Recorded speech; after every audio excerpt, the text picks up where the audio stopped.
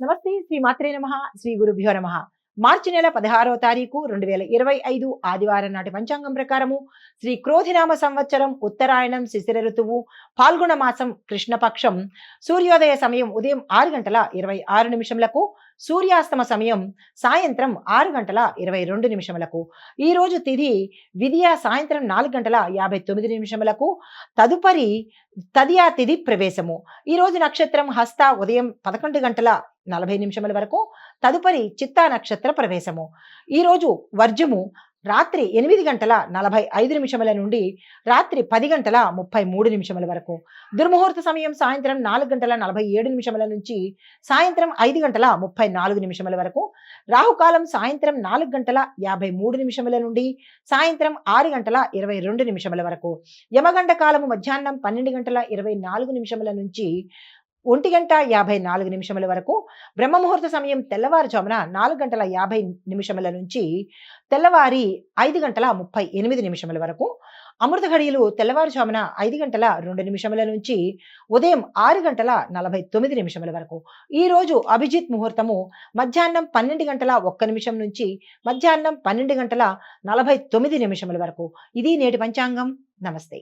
తదుపరి మకర రాశి. ఈ రాశి వారి యొక్క గ్రహస్థితి శని ప్రభావం వల్ల కొంత ఒత్తిడి కనిపించినను గురుబలం వల్ల ముందుకు సాగే ప్రయత్నం చేస్తారు.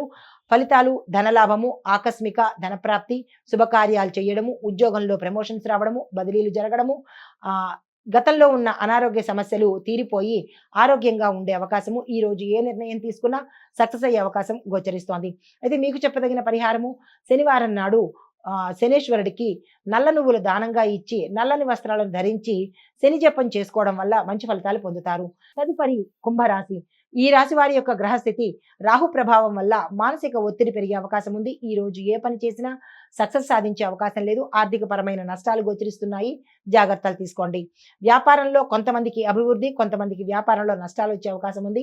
పెట్టుబడులకు ఈ రోజు అస్సలు పనికిరాదు. ఆ ప్రయత్నం చేయకండి. అనవసరమైన వివాదాల్లో తలదూర్చుతారు. కొన్ని కేసుల్లో ఇరుక్కునే అవకాశము కొంతమందికి కనపడుతోంది. జాగ్రత్తలు తీసుకోండి. మానసిక అశాంతి, డిప్రెషన్కి లోనయ్యే అవకాశము, కుటుంబాల్లో చిక్కులు, తగాదాలు, భార్యాభర్తల మధ్య గొడవలు రేగే అవకాశం ఉంది. జాగ్రత్తలు తీసుకోండి.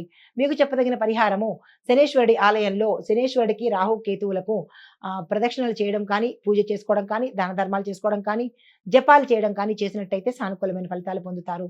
దీనితో పాటుగా దత్తాత్రేయ స్వామి వారి ఘోర కష్టోద్ధారక స్తోత్రాన్ని తప్పనిసరిగా పఠించే ప్రయత్నం చేసుకోండి.